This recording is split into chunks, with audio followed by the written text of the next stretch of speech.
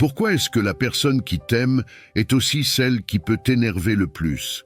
Parce que c'est celle qui te connaît le mieux, celle avec qui tu passes le plus de temps, celle qui voit tes forces, mais aussi tes faiblesses. Les disputes font partie de la relation, et parfois, elles peuvent être frustrantes, douloureuses, voire fatigantes.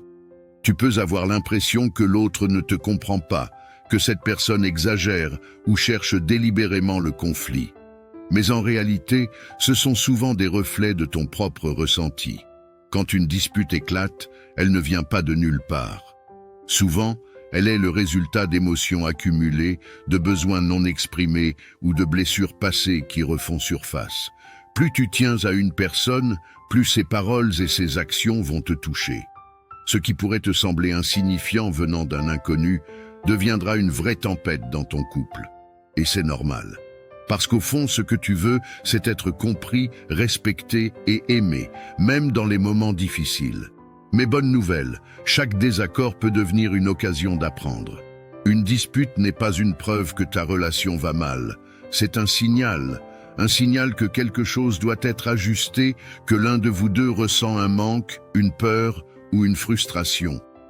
Quand tu prends un peu de recul, tu peux voir ces conflits comme des occasions de mieux te connaître et de mieux comprendre la personne en face de toi. Plutôt que de laisser la colère ou l'incompréhension prendre le dessus, tu peux essayer d'écouter différemment. Pas seulement pour répondre, mais pour comprendre. Que veut vraiment dire l'autre? Quel est le vrai message derrière ces mots? En adoptant cette posture, tu apaises le conflit au lieu de l'amplifier. Tu crées un espace où chacun peut s'exprimer sans crainte d'être jugé ou ignoré. Apprendre à gérer tes émotions dans ces moments-là est une clé précieuse. Respirer avant de répondre, reformuler ce que l'autre exprime, exprimer tes besoins sans accuser. Ce sont des petits ajustements qui peuvent transformer une dispute en une discussion constructive.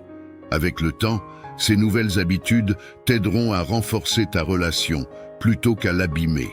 Et si tu veux apprendre à calmer une dispute qui dégénère dans ton couple, j'ai écrit un e-book qui regroupe 10 phrases capables d'apaiser une tension qui émerge. Il est totalement gratuit et tu peux retrouver le lien dans la description de la vidéo. Alors n'hésite pas à le télécharger si ton couple en a besoin, mon ami.